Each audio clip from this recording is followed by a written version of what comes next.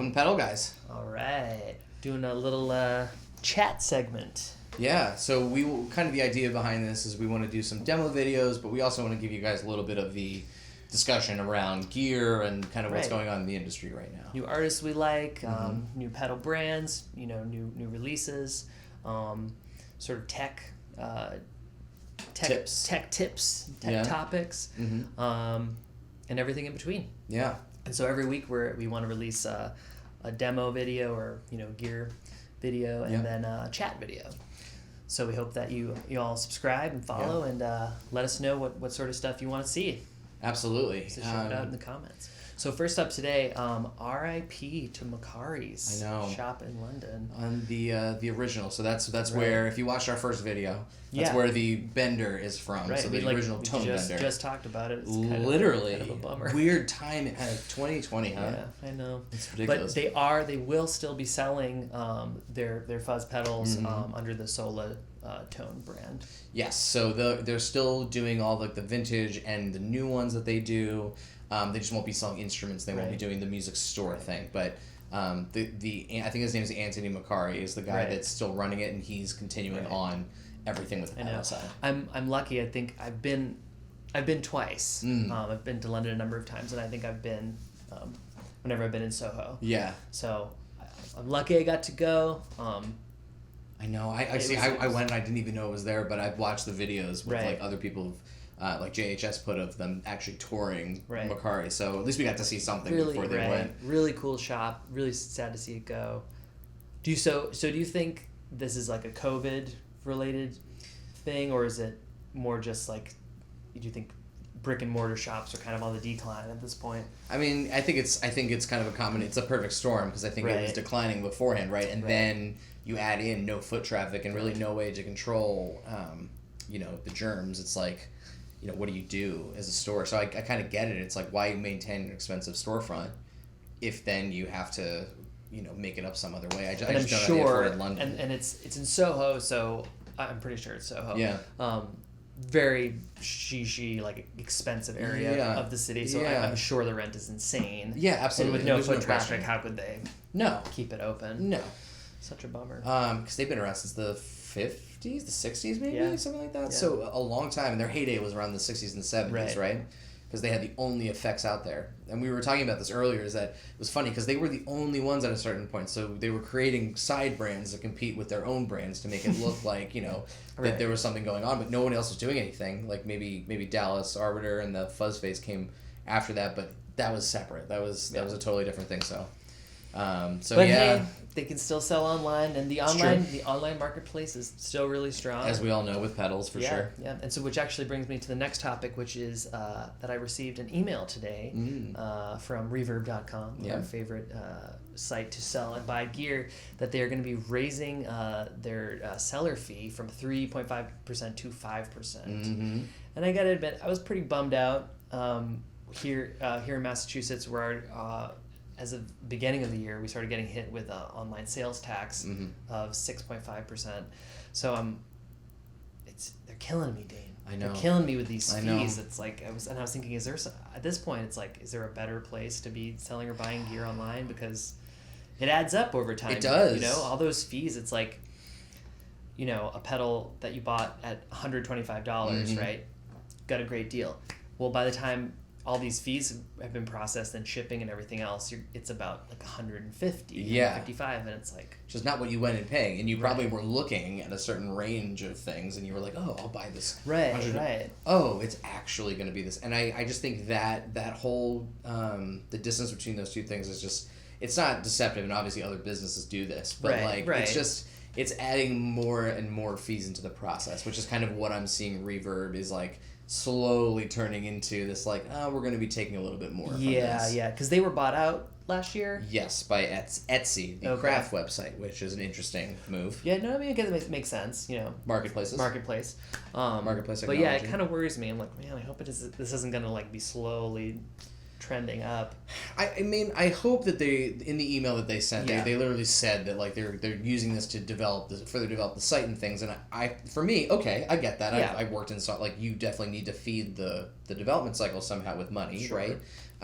But unless you're delivering features and reporting and stuff, like we both sold on there. I still have a store. Like I wish I could pull reporting. I wish I could do other things that maybe only sellers could access because now that 5% is going back to Reverb. Now, what are you guys doing with that 5%? So hopefully, they'll bring out some new features. They'll make it worth it. But like, yikes! And now we looked at other websites. eBay seller fees like 10%. There's other ones out there. Reverb has guarantees for sellers, so that's a really nice feature that you don't have to just send. Don't have to accept all these returns. You can just sell as is. But I think it's definitely an indication. It's definitely the canary in the coal mine kind of thing. But it's still like the lowest, you would say. Yeah, and I think Reverb is going to be the safest. Right. As far as like your protection, especially if you're selling stuff, because just because something's quotes broken, that they need to provide photo evidence, and there's a process. So it's nice to have an intermediary to be able to help you as you deal with these things. That's true. So just be wary. I think this is like just sort of thing, just to really be on top of it and calculate the full cost of something before you commit to it. Yes. So that's all we're saying. All right. So the next thing I want to talk about is pickup height.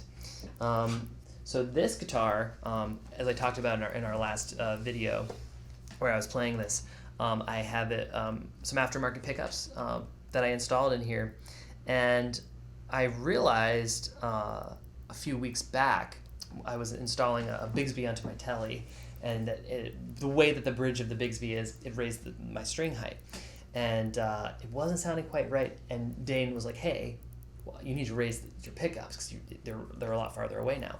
And we raised them a lot higher up than I realized it needed to be, and it was like a whole new guitar. And when I put these pickups in here, at first I wasn't loving it. It was kind of a little too thin sounding, and I was kind of confused because they're supposed to be really high output, like Steve Vai humbuckers. So after that, the Tele adjustment, I was like, wait a minute, I need to raise the pickup height on the Ibanez. And so now they're screaming, they sound amazing. That's why we use it in the video. And that's why I use it in the video, it paired really well with those high gain pedals. And so I guess I just wanted to say, if you are, concerned with your tone, you feeling like maybe you want to switch pickups, before you do that, play with your pickup height, because your pickups, a lot of it, I've learned, need to be a lot closer than you think. Yeah. I mean, and that's what I did on this too. I mean, I played bottom heavy strings on this Jazzmaster, and it's tuned in C standard, but you can't really see from the camera, I don't think, but they're up pretty high as far as these pickups go, but in the neck I've kind of dropped it down to accommodate for the low E string. So that's a really important piece. You really, especially with single coils, you have to play with that string height, because with a Tele you can get that snap. If you don't have that snap, you can get the snap back in the bridge pickup. Right. So it will adjust your sound accordingly. Now, if you can do it with a micrometer, so if you have a ruler that has like a smaller settings, you can actually put it right down there and measure your string height. And about how close do you want it? It's about 0.0125, I believe, is like the actual measure. Yeah. But you don't want it so high that it's obstructing your ability to play, right? You don't want the string to be hitting. And you don't want it like super, super close, like that close. But like my bridge pickup on here is very, very, very close. Yeah. But humbuckers too, especially, like it's kind of hard to tell sometimes where it needs to be. And the trick that I got, other than measuring, because it's going to be different, is just to hold the string. So pick whatever string you're doing for the pickup. Now, they say to just do the low and the high side, so you can just measure like the total balance. Right. So go at the 8th fret and play the note and listen how the note oscillates. So it's like tuning. So once it stops oscillating, if you're increasing or decreasing the height, that's the sweet spot. You want the place where it's just not doing anything. It's just kind of right in the magnetic field. Super cool. And that's what you want. And that'll pretty much set it up every time, but you got to trust your ears, Very good. Yeah. So think about your pickup height. Pickup height. Turns out height matters, but only in this instance and basketball. All right. So a brand that's really near and dear to us is Quilter. These things. we have been recording everything with these Quilter amps, which is perfect for our setup. We're in kind of a small office space, and these amps can sound really good at low volumes because they are all solid state. Yep, they're super light. Like, I mean, these barely weigh anything. You know, all solid state, and to my ear, you wouldn't know it. Not at all. And this guy, this is our current favorite, the Overdrive 200. Mm-hmm. It's modeled after a Dumble. Yes. Overdrive Special, and this can go up to 200 watts. Yes. So not only can you run it low and have it sound good in a small room like this, but I've actually seen last fall I saw the band Russian Circles, awesome post-rock metal band, really huge, massive sound, and the guitarist was running just one of these, probably I'm sure on the full 200 watts, and he was pushing, I believe, 2 full stack cabs. No joke. It was amazing. Just off of this little guy. So amazing. So these are incredible. It has tons of gain if you want it. Like, there's actually, that has 3 channels, or 2 channels technically. Yeah. But you can get a ton of gain out of it. You can get that classic kind of dumbly, sparkly sound.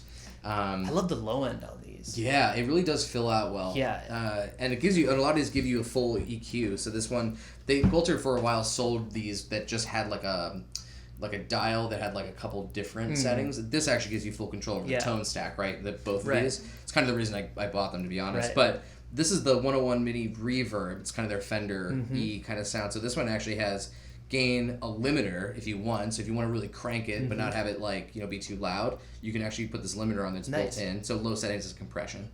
Bass, mid, treble, a really nice sounding reverb. Yeah. And then these are all gain and master volume setups, right? So that you can put the gain wherever you want. And then, you know, I don't want this is a 50 watt head, but I don't want to play at 50 watts necessarily. If I wanted to play at, you know, 10 right there, perfect for being in a room like that. It's so amazing to me how far solid state technology has come. Oh my god! If I heard these amps, you know, just blind, and I didn't know what they were, I would think it was tube amp. They sound almost identical, and it's just modern amplifiers. That's all it is. It's just using modern parts, right? Right, but the voicing's right. And just, you know, I remember the first amp I ever had was a Marshall MG100. Remember those? Yes. Yeah. And you know, I guess it was okay. The cleans were okay. They looked nice. Yeah, they looked really nice. The cleans legit. Were okay, but man, the distortion was like, it was really thin and just not at all convincing. No. It was nothing close to tube tone. No. Remember the Spider? And the Line 6 Spider. Oh my god. Yeah, talk about like solid state just nightmares. Oh boy. That thing, the original ones just sounded terrible. Oh, they're terrible. Sounded terrible. Terrible. And now we have like... But now we've come to like a professional kind of level. These both have effects loops. Sounds like a Dumble. Like... It really does. Headphone output. It's also the headphone's also a line output on this one. That one actually has an output, but this one you can record from the headphone output. It's impressive. Oh, I should mention the Overdrive 200 is discontinued. True, that one does not. You should probably scoop one up online. If you can. Look at their dealer network because they probably still have some. And then the 101 Mini Reverbs pop up all the time. They're really great sounding amps. We use it. It's our second guitar tone or other guitar tone, and it sounds just as good as the other thing. So we really love these things, and I know that like most people wouldn't think to just check these out. I think if you saw a music store, you'd be like, oh, that's got a gimmick. It's like, try them, just try it. That's how they got me. So true. Just try it. Just try it out. Yeah, and can you imagine like going to a gig that's, you know, let's say if you're gigging like in New York or something where they have a back line, they have a cab already. You just have to take this and your pedal board. That's it. And Done. that one you can even DI and make your sound tech really happy. Done. You know, so there's all sorts of options. Yeah. That's in the portability has to be the biggest thing. Yeah. Right. And there's also a 1x10 cab I have that has a slot on the back that you can literally just like a arcade cartridge. You can just literally just drop it in, hook a few things up, and then it's ready to go. So I could take a Dumble with me and a 10-inch speaker and go wherever. You know, rock it out. Yeah, and super light. They really make it great stuff. I'm continuously impressed with that. All right, well, that's it for today. That's going to be it. Yeah, give us a like, give us a subscribe, let us know in the comments any topics you want us to cover. Absolutely. And we'll see you in the next video. Take care, guys.